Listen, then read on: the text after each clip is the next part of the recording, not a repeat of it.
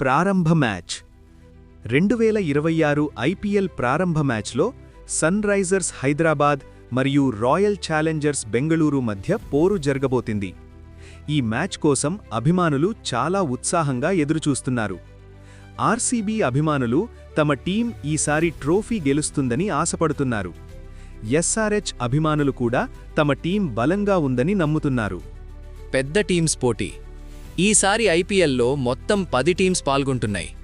Mumbai Indians, Chennai Super Kings, Royal Challengers Bengaluru, Kolkata Knight Riders, Sunrisers Hyderabad, Rajasthan Royals, Punjab Kings, Delhi Capitals, Gujarat Titans, Lucknow Super Giants.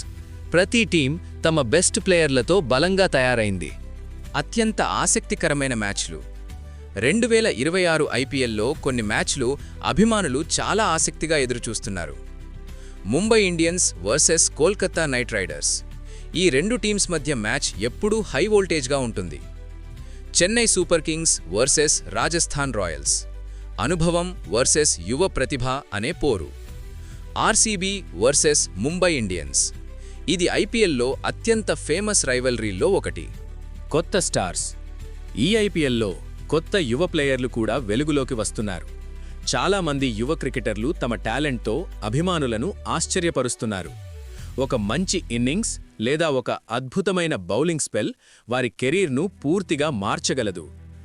IPL అనేది కేవలం tournament కాదు, ఇది కొత్త cricket హీరోలను తయారు చేసే వేదిక. ట్రోఫీ ఎవరు గెలుస్తారు? ప్రతి అభిమానికి ఒకే ప్రశ్న. ఈసారి ట్రోఫీ ఎవరి చేతిలోకి వెళుతుంది? ముంబై ఇండియన్స్ మరోసారి ఛాంపియన్ అవుతుందా? చెన్నై సూపర్ కింగ్స్ తమ అనుభవంతో గెలుస్తుందా? లేక ఆర్సీబీ చివరకు తమ మొదటి టైటిల్ గెలుస్తుందా? ఈ ప్రశ్నలకు సమాధానం వచ్చే కొన్ని వారాల్లో తెలుస్తుంది.